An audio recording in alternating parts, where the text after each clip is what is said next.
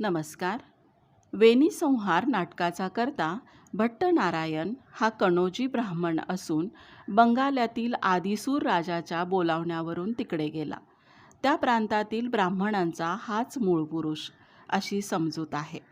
याचा काळ 7वे शतक समजला जातो. या नाटकाचे कथानक महाभारतातील कथानकावर आधारलेले आहे, परंतु नाटककाराने नाट्यगुणांच्या उत्कर्षासाठी इष्ट असे फेरफार त्यात केले आहेत. दुर्योधनाशी झालेल्या कपटद्यूतात हरलेली पांडवपत्नी द्रौपदी दुःशासनाने कौरव राजसभेत वेणीला धरून फरफटत आणली. त्यावेळी तिचे केस जे सुटले ते तिने बांधले नाहीत. दुर्योधनाची मांडी फोडून त्याच्या रक्ताने माखलेल्या हातांनी तुझी ही मोकळी सुटलेली वेणी मी बांधीन म्हणून भीमाने प्रतिज्ञा केली आणि ती महत्प्रयासाने शेवटास नेली. वेणी संहार म्हणजे सुटलेले केस एकत्र बांधणे. सादर आहे भट्टनारायण कृत नाटक वेणी संहार. पांडवांशी कपटाने चालवलेल्या दूतात जुगारात कौरवांचा जय झाला. पांडवांना 12 वर्षे वनवासात आणि 1 वर्ष अज्ञातवासात कंठण्याची पाळी आली. मोठ्या धैर्याने त्याही दिव्यातून ते पार पडले आणि हे सर्व पुरे करून जेव्हा ते प्रकट झाले तेव्हा साहजिकच कौरवांकडे त्यांनी आपल्या राज्याची मागणी केली. परंतु दुर्योधन त्यांना राज्यच काय पण सुईच्या अग्रावर मावेल एवढी मातीही देण्यास तयार नव्हता. यातून भयंकर युद्ध उद्भवणार हे भगवान श्रीकृष्णांना दिसत होते. तेव्हा त्यांनी स्वतःच शिष्टाईला जाऊन दुर्योधनाचे मन वळवण्याचा प्रयत्न केला. धर्मराज युधिष्ठिर तर 5 गावे घेऊनच स्वस्थ बसायला तयार होता. परंतु गतकालात कौरवांच्या हातून झालेल्या भयंकर अपमानांनी व अन्यायांनी इतर पांडव नुसते जळत होते. भीमाला तर तडजोडीची कल्पनाही हास्यास्पद वाटत होती. अशा परिस्थितीत या नाटकाला प्रारंभ झाला आहे. भीमाने ऐकले की श्रीकृष्ण कौरवांकडे तडजोडीची बोलणी करण्यासाठी गेले आहेत. नुसते ते व्रत ऐकूनच त्याचा संताप झाला. तो म्हणाला, ज्यांनी लाखेच्या घरात आम्हाला जाळायचा प्रयत्न केला, विषारी अन्न खायला घालून पाण्यात बुडवले, कपटी जुगार खेळून आम्हाला सर्वस्वी नागविले आणि जे सर्वथा आमच्या जीवितावर व वित्तावर उठले, इतकेच नव्हे तर ज्यांनी पांडव पत्नीच्या वेणीला व वस्त्रालाही हात घालायला कमी केले नाही, ते हे धृतराष्ट्राचे मुलगे मी जिवंत असताना ऐशोआराम भोगीत आहेत म्हणजे काय. भीम भयंकर संतापला होता. त्यामुळे त्याच्या तोंडचे हे उद्गार ऐकून त्याच्याबरोबर असलेला सहदेव त्याला शांत करू लागला. परंतु दोघांच्या संभाषणाने भीम शांत होण्याऐवजी सहदेवालाही धर्माच्या मुळमुळीतपणाचा राग येऊ लागला. अखेर भीमाने म्हटले की थोरल्या भावाची आज्ञा उल्लंघण्याचे पाप लागले तरी चालेल, पण आजच्या आज मी कौरवांविरुद्ध शस्त्र उपसणार. आणि म्हणून तो तावातावाने शस्त्रागाराकडे जाऊ लागला. परंतु रागाने बेभान झाला असल्यामुळे तो शस्त्रागाराऐवजी द्रौपदीच्या निवासस्थानाकडेच वळला. सहदेवाने ही चूक त्याच्या लक्षात आणून देताच भीम म्हणाला, ठीक आहे, पांचालीचा निरोप घेऊनच जावे हे बरे. परंतु द्रौपदी तेथे नसल्यामुळे त्यांना तेथे थोडा वेळ थांबावे लागले. त्यावेळी भीमाला समजले की केवळ 5 गावे घेऊन कौरवांशी तह करण्यास आपले बंधुराज तयार आहेत. ते ऐकून तर तो हतबुद्धच झाला. धर्मराजाची निर्भत्सना करीत त्याने म्हटले, खरोखरी हा राजा द्यूतामध्ये आपले क्षात्र तेजही गमावून बसला आहे. इतक्यात द्रौपदी तेथे येत असलेली सहदेवाला दिसली. ती आली ती अश्रू गाळीत आणि उसासे टाकीतच. त्याला कारणही तसेच घडले होते. सकाळीच द्रौपदी आपल्या सवतींसह गांधारीला नमस्कार करण्यासाठी गेली होती. तेथून परत येत असताना दुर्योधनाची पत्नी भानुमती तिच्याकडे पाहून म्हणाली की तुझे पती तर 5 गावे घेऊन तह करायला तयार झाले आहेत असे ऐकते, मग आता तू आपली वेणी बांधीत का नाहीस. या कुत्सित बोलण्यावर स्वतः द्रौपदीने काहीच उत्तर दिले नाही. तिच्याबरोबर असलेली तिची दासी बुद्धिमतिका हिने मात्र भानुमतीला चोख उत्तर दिले. ती म्हणाली, आपले केस मोकळे सुटेपर्यंत आमच्या बाईसाहेब स्वतःची वेणी कशी घालतील? हा सगळा प्रकार द्रौपदीच्या मनाला फारच लागला. त्या दुःखानेच अश्रू ढाळीत ती आपल्या निवासस्थानाकडे परत आली होती. भीम रागाच्या आवेशात असल्याने प्रारंभी त्याचे लक्ष द्रौपदीकडे गेले नाही. त्याचे सहदेवाशी बोलणे चाललेलेच होते. तो म्हणत होता, शत्रूचा नाश करण्याची जर धर्मदादांना लाज वाटते, तर भर सभेत स्वतःच्या पत्नीला दुसऱ्यांनी केस धरून फरफटत ओढीत आणले, त्याची कशी लाज नाही वाटली? द्रौपदीला भीमाचे हे फटकळ बोलणे ऐकून बरे वाटले. पहिल्यापासून तिची आशा या बाबतीत भीमावरच होती. आपल्या भयंकर अपमानाचा सूड कौरवांवर उगवील तर हा आपला एकच पती, अशी तिची खात्री होती. अर्थात धर्मराजाचा त्याला विरोध आहे हेही तिला माहीत होतेच. तरी पण ती मनातून जळत होती. सकाळी भानुमतीने केलेल्या ताज्या अपमानाची भर त्यात पडली होती. त्यामुळे तिने रागावलेल्या भीमसेनाला कौरवांवर सूड उगवण्याबाबत अधिकच उत्तेजित केले. तेव्हा भीमाने द्रौपदीला उघड वचन दिले की माझ्या प्रचंड गदेने सुयोधनाच्या मांड्या फोडून टाकून त्याच्या चिकट रक्ताने लाल झालेल्या हातांनी हा भीम तुझी वेणी बांधील. भीमाची ही भयंकर प्रतिज्ञा होते आहे. तो स्वतः भगवान श्रीकृष्ण कौरवांकडील शिष्टाई निष्फळ होऊन तिकडेच येत असल्याचे कंचुकीने येऊन सांगितले. त्यावेळी दुर्योधनाने प्रत्यक्ष श्रीकृष्णालाही पकडण्याचा प्रयत्न केला असे जेव्हा भीमाला समजले, तेव्हा तो उद्गारला, या दुष्ट दुर्योधनाने आता स्वतःच मर्यादेचे उल्लंघन केले असल्यामुळे त्याचा सर्वनाश आता ठरलेलाच आहे. आम्ही केवळ त्याला निमित्त मात्र होणार आहोत आणि यापुढे एकतर कौरव तरी राहतील, नाहीतर आम्ही तरी, असे निर्वाणीने बोलून भीम द्रौपदीचा निरोप घेऊन युद्धावर निघाला. तहाचा प्रयत्न वाया गेला. अर्थातच लढाईशिवाय दुसरा मार्ग उरला नाही. युधिष्ठिरानेही युद्धाची तयारी चालू केली आणि अखेर युद्धाचे यज्ञकुंड धडाडले. यात भीष्माचार्यांची आहुती पडली. बालवीर अभिमन्यूचाही द्रोण, कर्ण, जयद्रथ इत्यादिकांनी त्यात स्वाहाकार केला. अभिमन्यूच्या वधाने दुर्योधनाला मोठा हर्ष वाटला. उल्हसित अंतःकरणानेच तो त्याची पत्नी भानुमती उद्यानात होती तिकडे आला. भानुमती राणीला आदल्या रात्री एक अशुभ स्वप्न पडले होते. एका मुंगसाने 100 साप ठार केल्याचे तिने त्या स्वप्नात पाहिले होते. त्यामुळे ती त्या अशुभाची शांती करण्याच्या उद्देशाने आपल्या सख्यांसह बागेत आली होती.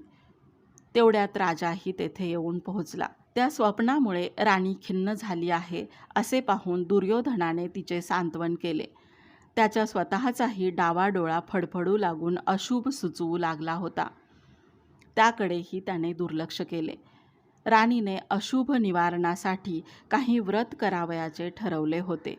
तेही त्याने तिला करू दिले नाही. इतकेच नव्हे तर त्याच्या रथावरील ध्वजा भयंकर वाऱ्यामुळे मोडून पडल्याचे कंचुकीने येऊन सांगितले. त्याचाही त्याने तिरस्कार केला. तो आपल्या मनाची समजूत करीत होता की आपल्यासारख्या महाबलाढ्याचे ही अशुभे काय वाकडे करणार. इतक्यात वादळ सुरू झाले. त्यामुळे दुर्योधन भानुमतीसह अंतःपुरात गेला. सिंधू देशचा राजा जयद्रथ याची आई आणि त्याची पत्नी दुश्शला या दोघी दुर्योधनाला भेटण्यासाठी तेथे आल्या. त्या दोघीजणी अतिशय घाबरलेल्या होत्या. जयद्रथाच्या आईने रडत रडतच दुर्योधनाला सांगितले, पुत्रवधामुळे अर्जुनाने खवळून जाऊन प्रतिज्ञा केली आहे की आज सूर्य अस्ताला जाण्यापूर्वी जयद्रथाचा वध करीन, नाहीतर स्वतःच आगीत जळून भस्म होईन. तेव्हा आता तूच त्याचे रक्षण केले पाहिजेस.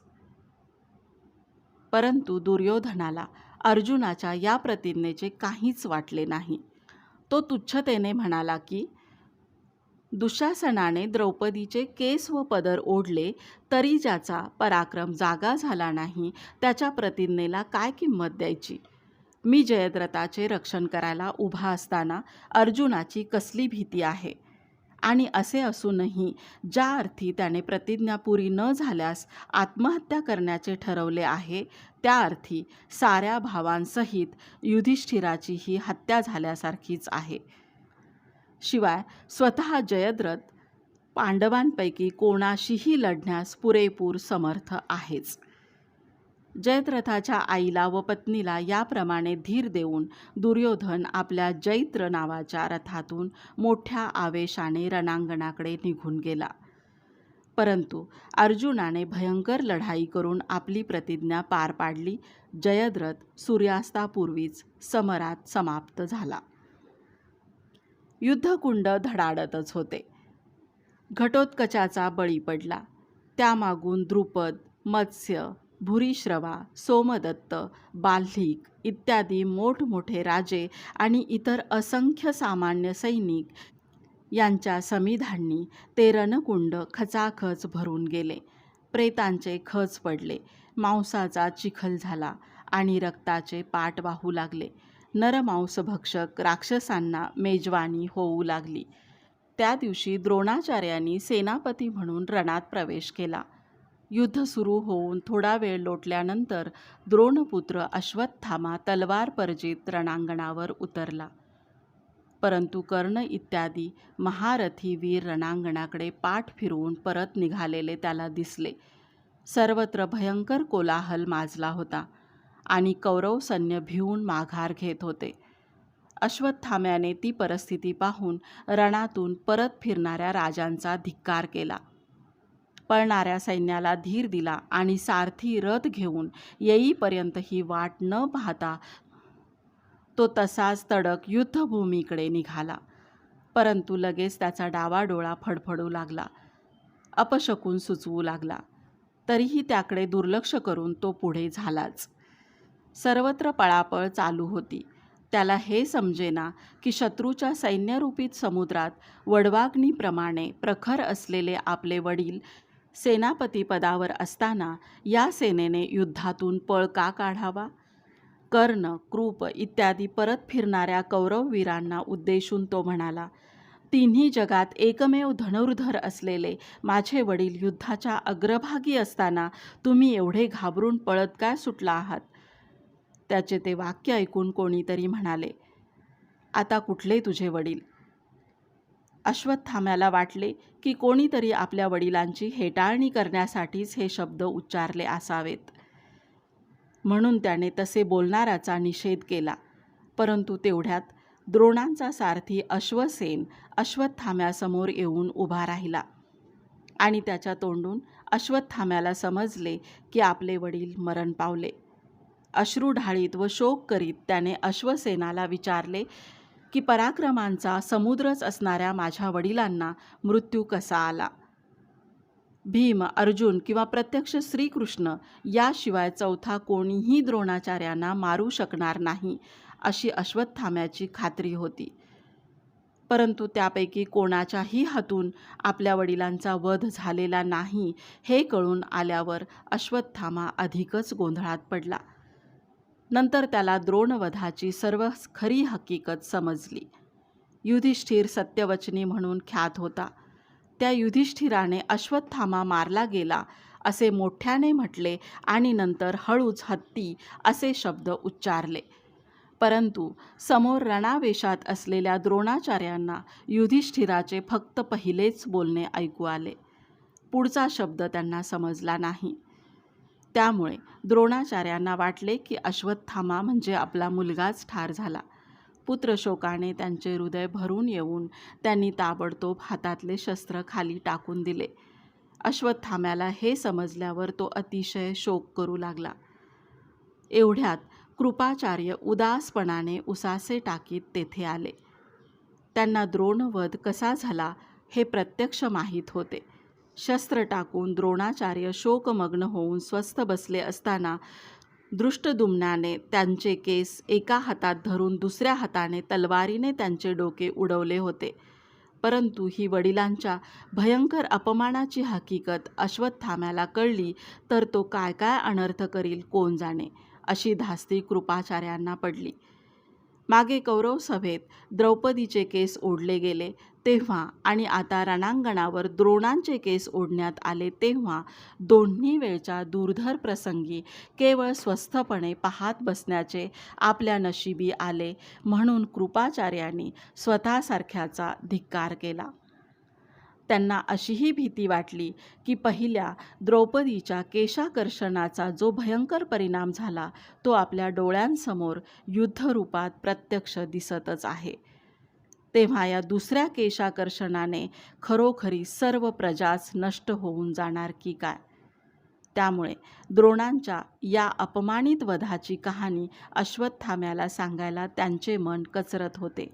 परंतु अश्वत्थाम्याचे हे मामा शारदवत कृपाचार्य जवळ येऊन उभे राहिल्यानंतर थोड्याच वेळात अश्वत्थाम्याला पितृवधाची ती भयंकर हकीकत समजली. तोवर पित्याला वाचवू न शकल्यामुळे आणि आपल्यासाठी त्यांनी शस्त्र टाकून देऊन मरण ओढवून घेतल्यामुळे अश्वत्थामा जो स्वतःच्या हातातीलही शस्त्र टाकून देण्याला तयार झाला होता तो एकदम भडकला. त्याने श्रीकृष्णापासून सर्व पांडव पक्षीयांना उद्देशून या दुर्घटनेबद्दल अपशब्द उच्चारले आणि आव्हानपूर्वक तो म्हणाला की पूर्वी परशुरामाने स्वतःच्या वडिलांच्या मृत्यूचा सूड जसा भयंकर रीतीने उगवला तसा मीही उगवल्याशिवाय राहणार नाही.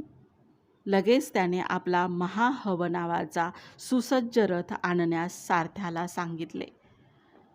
कृपाचार्यांनी सुचवले की तू युद्धावर जाणे योग्य नि आवश्यकही आहे, परंतु यापुढे तू कौरव सेनेचा सेनापती म्हणूनच समरात उतरावेस. कौरवराज दुर्योधन तुला सेनापती पदाचा अभिषेक करण्याच्या तयारीत असेल, असेही त्यांनी सांगितले. अश्वत्थाम्याने या गोष्टीला संमती दिली व ते दोघे दुर्योधनाकडे जायला निघाले. इकडे दुर्योधन व कर्ण युद्धातून परत येऊन एका वृक्षाच्या सावलीला बसून द्रोणवधाबाबतच चर्चा करीत होते. दुर्योधनाने कर्णाला म्हटले, तेजस्वी द्रोणगुरूंनी केवळ पुत्रवधाची वार्ता ऐकून ऐन युद्धात हातचे शस्त्र टाकून दिले, हे कसे? शेवटी माणसाचा स्वभाव पालटत नाही हेच खरे. कर्णाचे मन आचार्यांविषयी स्वच्छ नव्हते. त्याने त्यांच्यावर असा आरोप केला की अश्वत्थाम्याला पृथ्वीचे निष्कंटक राज्य प्राप्त व्हावे अशी त्यांची इच्छा होती आणि म्हणूनच त्यांनी कौरव पांडवांच्या या महायुद्धात राजकुळाचा संपूर्ण नाश व्हावा असे वर्तन केले. परंतु मुलाला पृथ्वीचे सम्राटपद देण्याची आपली इच्छा जेव्हा साध्य होत नाही असे त्यांना आढळून आले तेव्हा त्यांनी आता म्हातारपणी आपल्यासारख्या ब्राह्मणाने हाती शस्त्र धरून तरी काय करायचे या विचाराने शस्त्रत्याग केला. कर्णाचे हे सांगणे दुर्योधनालाही बरोबर वाटले. एवढ्यात कृपाचार्य व अश्वत्थामा तेथे येऊन पोहोचले. दुर्योधनाने कृपाचार्यांना नमस्कार करून अश्वत्थाम्याला आलिंगन दिले व त्याचे सांत्वन करण्याचा प्रयत्न केला. परस्पर बोलणी होत असताना कर्ण म्हणाला की इतरांचे रक्षण करण्याची जोखीम असलेल्या द्रोणाचार्यांनी स्वतःच होऊन शस्त्रत्याग केला, त्याला इतर कोण काय करणार? यावर अश्वत्थाम्याने खवळून जाऊन प्रतिज्ञा केली, पांडव सेनेतील सर्व शस्त्रधारी आणि पांडव कुळातील सर्व आबालवृद्ध याशिवाय ज्यांनी द्रोणवधाचे दुष्कृत्य पाहिले असेल व रणांगणावर मला आडवा येणारा कोणीही असेल, इतकेच नव्हे तर सर्वांचा संहारक जो यम त्याचाही संहार करण्याचे सामर्थ्य माझ्या ठिकाणी आहे. म्हणून ज्या याच ठिकाणी परशुरामाने आपल्या पित्याच्या वधाचा भयंकर सूड उगवण्यासाठी शत्रूच्या रक्ताने डोह भरले, त्याच ठिकाणी मीही माझ्या पित्याच्या वधाचा सूड भयंकर रीतीने उगवल्याशिवाय राहणार नाही. दुर्योधनाने अश्वत्थाम्याच्या या म्हणण्याला दुजोरा दिला. तेव्हा कृपाचार्यांनी म्हटले, ज्या अर्थी द्रोणपुत्राने या युद्धाची जोखीम आपल्या शिरावर घेण्याची तयारी दाखवली आहे, त्या अर्थी आता तू सेनापतीपद त्याच्याकडे द्यावेस हेच योग्य आहे. परंतु कृपाचार्यांनी ही सूचना करण्यापूर्वीच दुर्योधनाने सेनापतीपद कर्णाला देण्याचे वचन देऊन टाकले होते. त्यामुळे त्याने ती सूचना मान्य करण्यास आपण असमर्थ असल्याचे सांगितले. तरीही कृपाचार्यांनी दुर्योधनाला गळ घालण्याचा प्रयत्न केला आणि अश्वत्थाम्याने आपल्या पराक्रमाने त्या एका दिवसात पांडव, कृष्ण व सोमकवंशीय इत्यादी राजे आपण नष्ट करून टाकू अशी बढाई मारली. तेव्हा कर्णाने त्याची हेटाळणी करून म्हटले की हे बोलणे ठीक आहे, पण याप्रमाणे करून दाखवणे मोठे कठीण आहे. त्यावरून कर्ण व अश्वत्थामा यांच्यात बोलाचाली वाढून एकमेकांची उणीदुनी काढू लागले. तू सूतपुत्र, तू हीन कुळातला, असे म्हणून अश्वत्थाम्याने कर्णाला चिडवले. त्यावर कर्णाने उत्तर दिले, पांडवांच्या भीतीने तुझ्या पित्याने शस्त्र टाकून दिले तसे मी टाकलेले नाही. आणि मी सूत असो नाहीतर सुताचा मुलगा असो, चांगल्या कुळात जन्माला येणे हे नशिबावर अवलंबून असते. परंतु पराक्रम ही मात्र माझ्या हातची गोष्ट आहे. वडिलांच्या या निंदेमुळे अश्वत्थाम्याला भयंकर राग आला व त्याने कर्णावर लाथ उगारली. अखेर दोघेही तलवारी उपसून हातघाईवर आले. तेव्हा दुर्योधन आणि कृपाचार्य यांनी त्यांना मोठ्या कष्टाने आवरले. आपल्या पक्षातील नेत्यांशी भांडत बसण्याची ही वेळ नव्हे असे सांगून कृपाचार्यांनी अश्वत्थाम्याचे सांत्वन केले.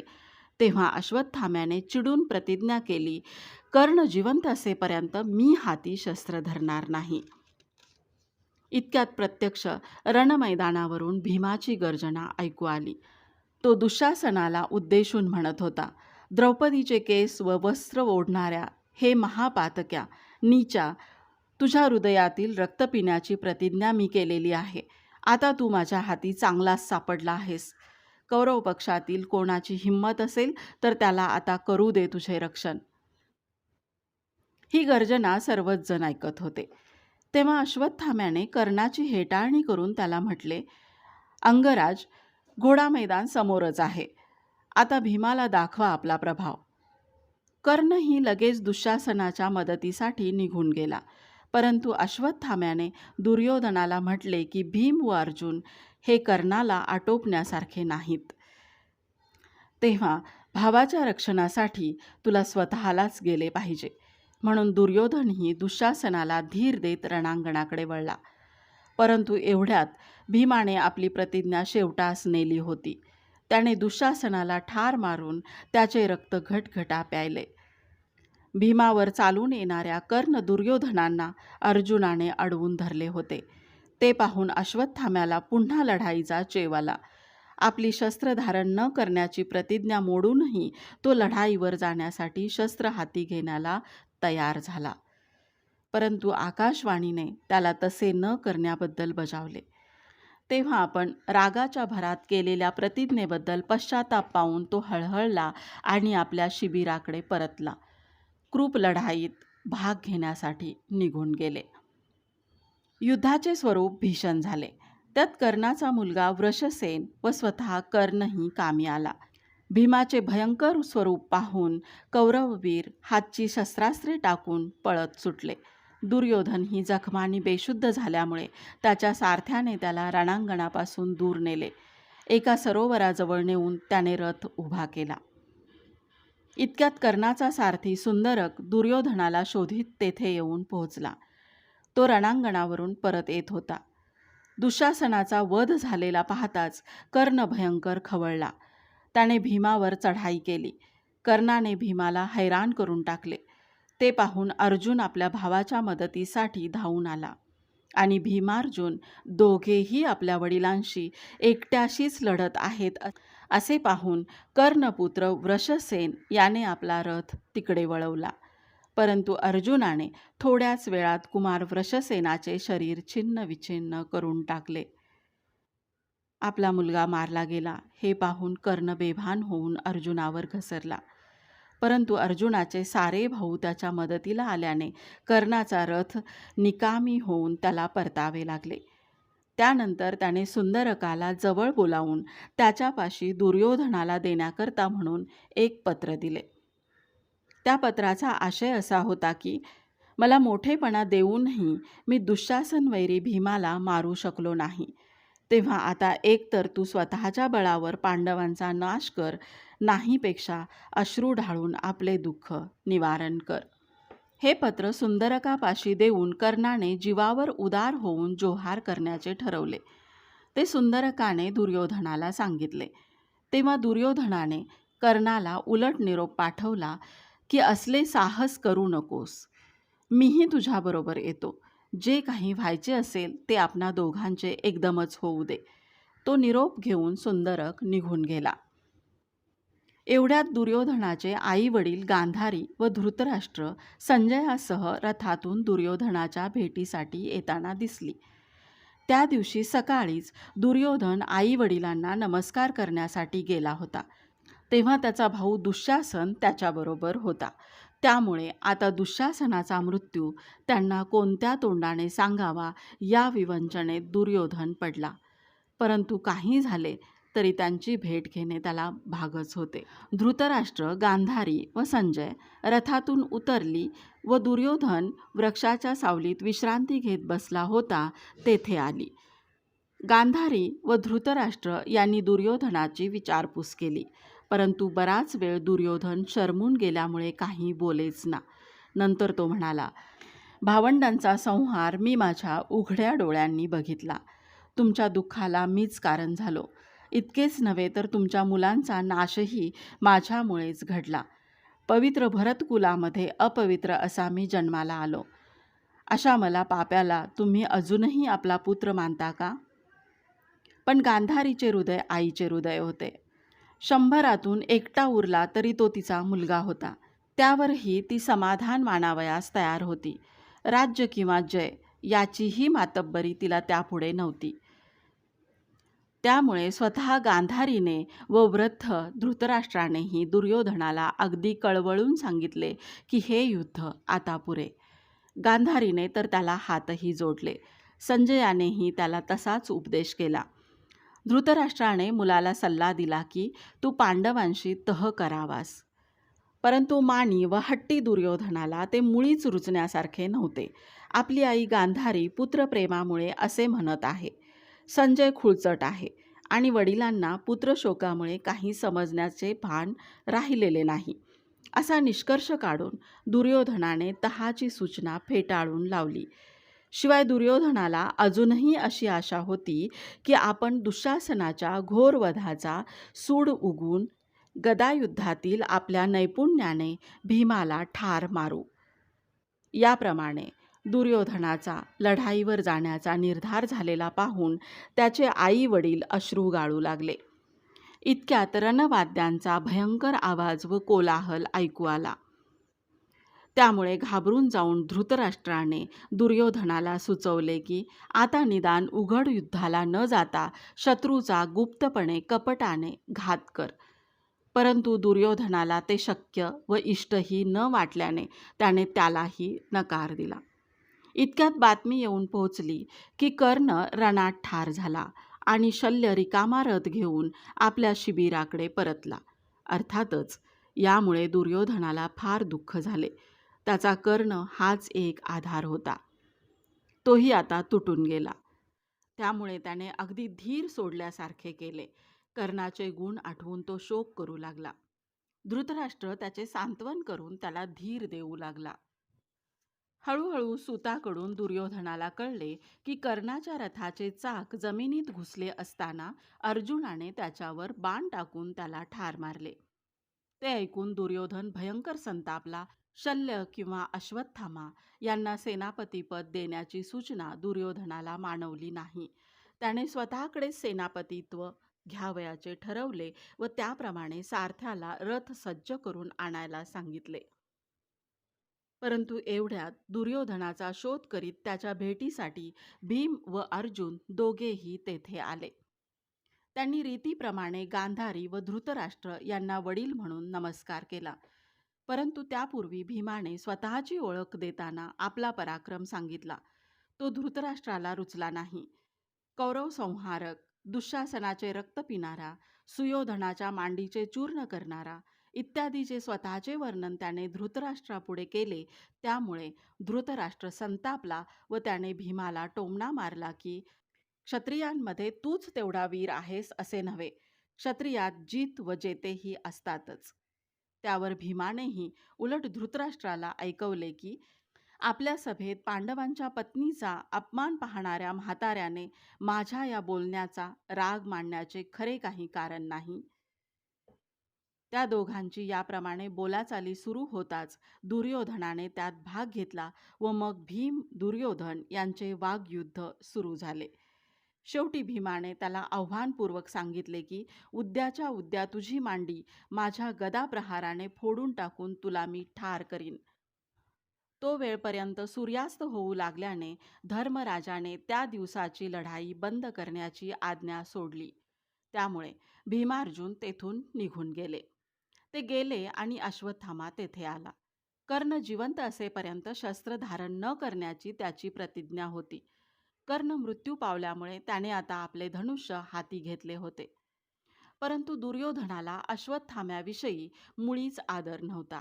उलट त्याच्या कर्णद्वेषामुळे तो त्याचा तिरस्कारच करीत होता. त्यामुळे त्याने त्याचा आदर सत्कार करून त्याला लढाईवर जाण्यासाठी प्रोत्साहन देण्याऐवजी टोचून म्हटले, आचार्यपुत्र, कर्णाच्या मृत्यूची वाटच पाहत होता नाही का आपण?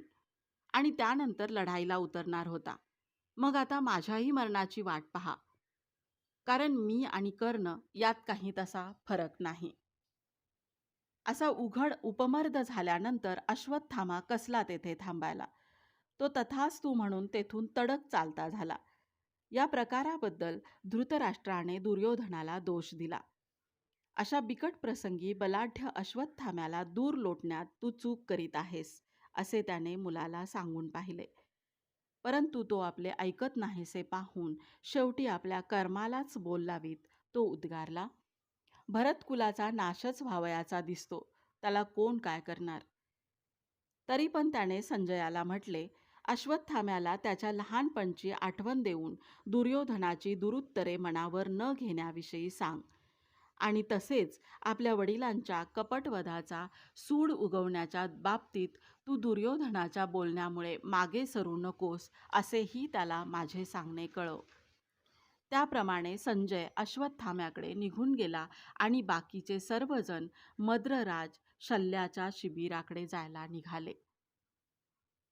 पांडवांचा पक्ष भीष्मरूपी महासागर तरून गेला. त्याने द्रोणरूपी अग्नी शमवला, कर्णरूपी महासर्प चेचून टाकला, शल्याला स्वर्गलोकी धाडले आणि जय त्याच्या अगदी हाताशी आला. असे असताना साहसी भीमाने रागाच्या सपाट्यात दुर्योधनाला गदायुद्धात ठार मारण्याची प्रतिज्ञा केली. भीम व दुर्योधन हे दोघेही बलरामापाशी गदायुद्ध शिकलेले. पण दुर्योधन गदायुद्धात अतिशय पटाईत होता. त्यामुळे एक प्रकारे धर्मराजाच्या मनात भीमाला जय निश्चित मिळेल व त्याची प्रतिज्ञा पार पडेल किंवा कसे याबाबत शंका वाटत होती. पांडवांपैकी कोणाही भावाचा युद्धात मृत्यू घडून आल्यास आपण जिवंत राहणार नाही, अशी प्रतिज्ञा स्वतः धर्मराजाने तर पूर्वीच करून ठेवली होती.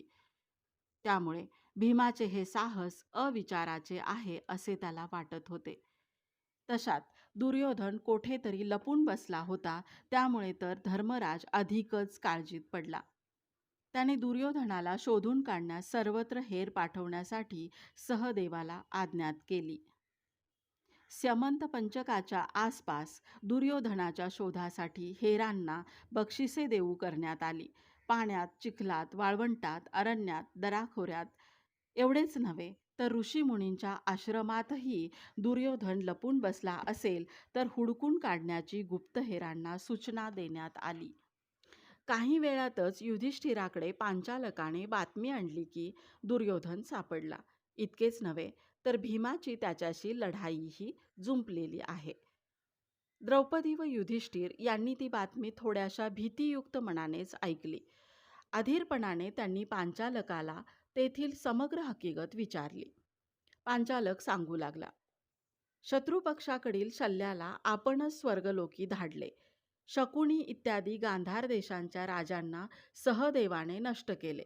त्यामुळे कौरव सैन्य निर्णायक होऊन पळत सुटले. कृपाचार्य, कृतवर्मा व अश्वत्थामा हेही समरांगणावर कोठे दिसेनात. भीमाने ती भयंकर प्रतिज्ञा केलेली समजताच दुर्योधन कोठेतरी नाहीसा झाला. दुर्योधन कोठे सापडत नाही असे पाहून भीम व अर्जुन भगवान श्रीकृष्णासह एकाच रथावर बसून त्याच्या शोधासाठी निघाले. सारे संमत पंचक त्यांनी धुंडाळले, पण व्यर्थ. त्यामुळे माझ्यासारखे सेवक कपाळाला हात लावून बसले. अर्जुन दीर्घ सुस्कारे टाकू लागला. भीम आपली गदा परजू लागला आणि भगवान वासुदेव दैवाच्या विपरीतपणाला बोल लावू लागला.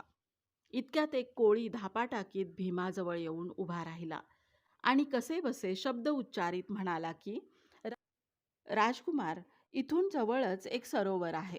त्या सरोवराकडे गेलेल्या माणसाच्या पावलांचे माग दिसतात, पण तिथून ते परतलेले मात्र आढळत नाहीत. त्यावरून तुम्हीच काय ते ठरवा. एवढी माहिती मिळताच आम्ही सारेजण धावत पळत त्या सरोवरापाशी आलो. पाहतो तो दुर्योधनाच्या पावलांच्या खुणा त्या सरोवरात गेलेल्या स्पष्ट दिसत होत्या.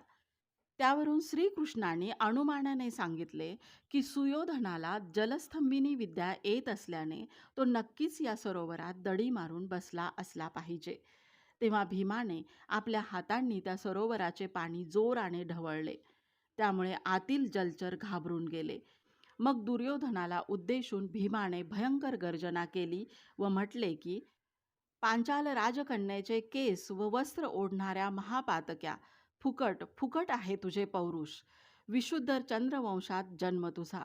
तू हाती गदा पेलतोस, दुःशासनाचे रक्त पिणाऱ्या माझ्याशी वैर करतोस. मधुकैटभ दैत्याचा वैरी जो श्रीकृष्ण याच्याशी गर्वाने उद्धटपणाने वर्तन करतोस.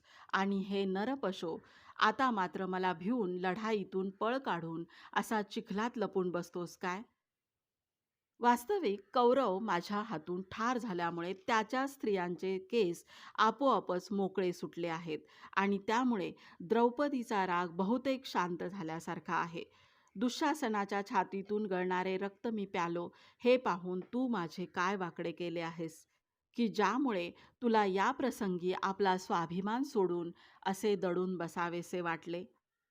याप्रमाणे भीमाने नाना प्रकारे निर्भत्सना केल्यामुळे आणि भीमाने आपल्या गदेने ते सरोवर तळापासून जोराने ढवळण्यास सुरुवात केल्यामुळे अखेर दुर्योधनाचा नाईलाज झाला. मंदार पर्वताच्या रवीने घुसळल्यामुळे क्षीरसमुद्रातून कालकूट विष वर यावे त्याप्रमाणे भीमाच्या हाताने ढवळलेल्या त्या जलाशयातून तो दुष्ट दुर्योधन वर आला. दोन्ही हातांनी आपली गदा सावरीत तो म्हणाला, मी तुला घाबरून लपलो होतो असे मुळीच नव्हे. मी अद्यापि तुमचा नाश करू शकलो नाही म्हणून लाज वाटल्याने केवळ विश्रांतीसाठी पाताळात गेलो होतो. लगेच तेथे पाण्यातच दोघांची जुंपली.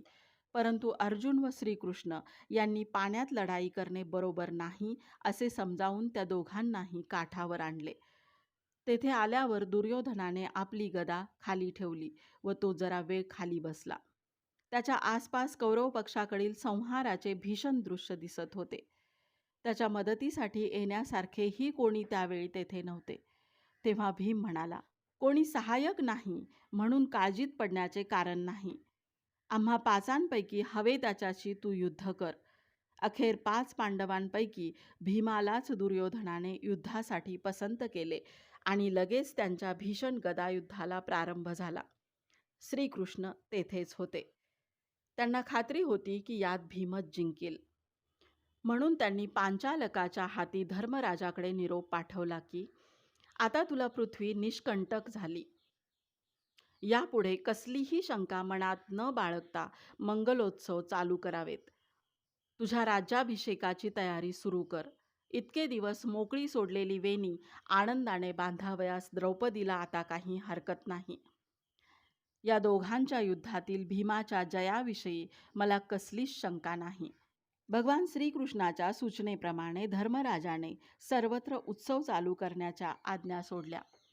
भीम दुर्योधनाचे गदायुद्ध चालू होते. त्याकडे द्रौपदी व धर्मराज यांचे लक्ष होतेच. त्याविषयी उभयतांचे बोलणे चालू असतानाच तहानेने व्याकुळ झालेला एक मुनी तेथे आला. हा मुनी खरा मुनी नव्हता, तर त्याने तो वेश धारण केलेला होता. तो खरा होता दुर्योधनाचा मित्र, एक राक्षस, आणि तो पांडवांना फसवण्याच्या उद्देशाने तेथे आला होता. त्याने अशी बतावणी केली की आपण नुकतेच स्यमंत पंचकात चाललेले अर्जुन दुर्योधनाचे गदायुद्ध पाहून इकडे आलो आहोत. त्याने एवढे सांगितल्यामुळे धर्मराज व द्रौपदींनी साहजिकच त्याला तिकडील सगळी सविस्तर हकीकत विचारली. त्या मुनिवेशधारी कपटी राक्षसानेही ती चांगली बनवून सांगितली. तो म्हणाला, प्रथम भीम व दुर्योधन यांचे गदायुद्ध चालू झाले. इतक्यात बलराम तेथे आला. त्याचे प्रेम दुर्योधनावर अधिक असल्यामुळे त्यांनी दुर्योधनाला खुणेने एक पेच सुचवला.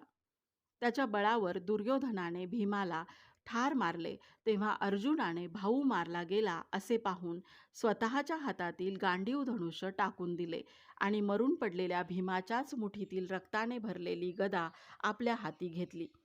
आता त्याचे दुर्योधनाशी गदायुद्ध सुरू होणार हे पाहून बलराम श्रीकृष्णांना बरोबर घेऊन तेथून द्वारकेकडे निघून गेले. कारण दुर्योधन गदायुद्धात अतिप्रवीण असल्यामुळे व अर्जुनाला त्याचा तितका सराव नसल्यामुळे त्यात अर्जुनाची इतिश्री होणार असेच ते धरून चालले. ही भयंकर हकीकत ऐकून प्रथम युधिष्ठिर दुर्योधनाशी लढण्यासाठी निघाला, परंतु राक्षसाने त्याचे मन वळवले. तेव्हा द्रौपदी व धर्मराज या दोघांनीही चितेत उडी टाकून आत्महत्या करण्याचा निश्चय केला. धर्मराज युद्धाला न जाता स्वतःला जाळून घेत आहे असे पाहून त्याच्या वृद्ध सेवकाने त्याला क्षत्रिय धर्माची आठवण करून दिली. परंतु धर्मराजाने त्याच्याकडे दुर्लक्ष केले. उलट तो द्रौपदीला म्हणाला, हे पांचाल राजकन्ये, माझ्या विपरीत वागण्यामुळेच खरोखरी तुझ्यावर हा दुर्धर प्रसंग ओढवला आहे. तेव्हा आता आपण दोघेही एकाच वेळी या अग्नीत प्रवेश करून आपल्या आवडत्या बंधूंच्या भेटीला जाऊया. परंतु राजाचे नौकर चिता रचावयाला तयार नव्हते. कंचुकी त्याला आत्महत्येपासून परावृत्त करीत होता. त्या मुनिवेशधारी राक्षसाचे काम मात्र झाल्यासारखे होते. शिवाय आपल्याला कंचुकीने ओळखले असावे असा संशयही त्याला आला. त्यामुळे तो तेथून निसटला आणि द्रौपदी व धर्मराजांची चिता पेटवून देण्यासाठी एका बाजूला जाऊन लपून बसला. द्रौपदी व धर्मराज यांनी अखेरची निर्वानिरव सुरू केली. द्रौपदीने सासूबाईंना निरोप दिला. धर्मराजानेही आपल्या आईला आपल्या मृत्यूची वार्ता कळवण्यास दासीला सांगितले. नकुल सहदेवांच्या आज्ञेत राहण्याविषयी त्याने सेवकांना बजावले. चितेत प्रवेश करण्याच्या अगदी ऐनवेळी दुर्योधनाला ठार मारून त्याच्या रक्ताने माखलेला भीम तेथे आला. रक्ताने व धुळीने माखल्यामुळे तो अतिभयंकर दिसत होता व ओळखूही येत नव्हता. त्यामुळे त्याला पाहून पांडव पक्षाकडील लोक सैरावैरा पळू लागले. त्यांना आवरीत भीम म्हणत होता, अहो घाबरू नका, मी कोणी भूत पिशाच किंवा राक्षस नाही. मोठी प्रतिज्ञा पार पाडलेला मी एक क्षत्रिय वीर आहे. पांचाली कोठे आहे तेवढे मला सांगा. परंतु भीमाच्या या बोलण्यामुळे अधिकच गोंधळ माजला. सर्वांना वाटले की भीमार्जुनांचा वध करून त्यांच्या रक्ताने माखलेला हा दुर्योधनच द्रौपदीला पकडण्यासाठी इकडे येत आहे. त्यामुळे मग कंचुकीही द्रौपदीला चितेत लवकर प्रवेश करण्याबद्दल सांगू लागला. तेवढ्या वेळात भीम अगदी जवळ येऊन ठेपला. आता द्रौपदीच्या रक्षणाचा काहीच मार्ग दिसत नाही असे पाहून धर्मराजाने हातांनीच लढायचे ठरवले आणि दुर्योधन समजून त्या भीमालाच करकचून मिठी मारली. ती गोष्ट भीमाच्या लक्षात येताच तो धर्मराजाला म्हणाला, तुम्ही चुकून मला दुर्योधन समजत आहात. मी भीम आहे, जरा सावध होऊन पहा. त्याचे ते बोलणे ऐकून कंचुकी त्याच्याजवळ गेला. त्याने ओळखले की हा खरोखरच भीम आहे. द्रौपदीच्या दासीनेही जवळ येऊन स्वतःची तशी खात्री करून घेतली, परंतु तरीही धर्मराजाला व द्रौपदीला विश्वास वाटेना. युधिष्ठिराने, हे खरेच का? हा दुर्योधन खराच नव्हे ना? म्हणून सेवकाला विचारले. तेव्हा स्वतः भीमानेच त्याचे उत्तर दिले, आता कुठला दुर्योधन? तो आता नामशेष झाला. त्या दुष्टाचा देह धरणीवर आदळून त्याच्या रक्ताचेच हे चंदन मी माझ्या अंगाला फासले आहे. चारी समुद्रांनी वेढलेल्या या पृथ्वीचे सारे राज्य आता तुमच्या पायाशी आलेले आहे. या धडाडलेल्या रणकुंडात कुरुकुलाची त्याच्या परिवारासह आहुती पडलेली आहे. हे ऐकल्यावर धर्माला धीर आला व त्याने भीमाला आपल्या वेघेतून सोडले. भीमाने भावाच्या पायावर मस्तक ठेवीत त्याला नमस्कार केला. तेव्हा धर्माने त्याला विचारले की अर्जुन सुखरूप आहे ना? अर्थातच भीमाने होय म्हटले. तेव्हा धर्मराज त्याला प्रेमभराने पुन्हा हृदयाशी धरीत त्याचे अनेक प्रकारे कौतुक करू लागला. त्यावर भीमाने म्हटले, मला आपल्या मिठीतून जरा मोकळे करा. एक महत्त्वाचे काम अजून करायचे राहिले आहे.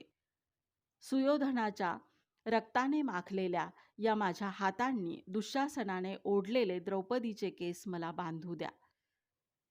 त्यानंतर धर्माच्या अनुज्ञेने भीम द्रौपदीजवळ जाऊन म्हणाला, मला पाहून घाबरलीस. मी तर तुझ्यापाशी केलेली प्रतिज्ञा पुरी करून तुला बरे वाटावे म्हणून आलो आहे. शत्रूचा कुलक्षय झालेला आहे. ज्या नरपशु दुःशासनाने तुला राजसभेत फरफटत आणले त्याचे रक्त या माझ्या हातांनी चांगले चोपडलेले आहे. तसेच तुझ्या त्या अपमानरूपी अग्नीचा भडका शांत करण्यासाठी कौरवराज दुर्योधनाची मांडी या गदेने फोडून त्याचेही रक्त मी माझ्या अंगाला फासलेले आहे. आणि तुला हसणारी ती भानुमती आता कोठे गेली? भीमाने द्रौपदीला आपल्या पूर्वी केलेल्या प्रतिज्ञेची आठवण करून दिली. दुर्योधनाची मांडी स्वतःच्या गदेने फोडून त्याच्या रक्ताने माखलेल्या हातांनी मी तुझी मोकळी सुटलेली वेणी घालीन, अशी ती भीमाची प्रतिज्ञा होती. ती तुला आठवते का म्हणून भीमाने विचारताच द्रौपदी झटकन उत्तरली, नुसती आठवतेच काय, प्रत्यक्ष अनुभव घेत आहे मी तिचा. कुरुकुलाला काळ रात्रीप्रमाणे असलेली द्रौपदीची ती वेणी भीमाने प्रतिज्ञेप्रमाणे बांधली. आकाशातील सिद्धांनीही या वेणी संहार समारंभाला आशीर्वाद दिला. इतक्यात अर्जुनासह भगवान श्रीकृष्ण तेथे आले. त्यांनी सर्व शत्रू नष्ट झालेल्या व आपल्या भावांसह सुखरूप असलेल्या धर्मराजाचे अभिनंदन केले. दुर्योधनाचा मित्र चार्वाक राक्षस मुनिवेशाने धर्मराजाकडे आल्याची वार्ता श्रीकृष्णांना समजली म्हणून ते तातडीने तेथे आले होते. नकुलाने त्या राक्षसाला पकडलेही होते. तेव्हा श्रीकृष्णांनी धर्मराजाला विचारले की आता तुझी आणखी काय इच्छा आहे? धर्मराज म्हणाला, साऱ्या शत्रुकुलाचा संहार झाला असून आम्ही 5ही जण मात्र सुरक्षित आहोत. माझ्या दुष्परिणामी राजनीतीमुळे द्रौपदीला ज्या अपमानाच्या समुद्रात गटांगळ्या खाव्या लागल्या तोही आता ओलांडला गेला आहे. आणि तू स्वतः भगवान पुरुषोत्तम मला उत्तम आशीर्वाद देऊन मला गौरवून माझ्याशी बोलत आहेस. यापेक्षा मी आणखी काय मागणार? मी संतुष्ट आहे.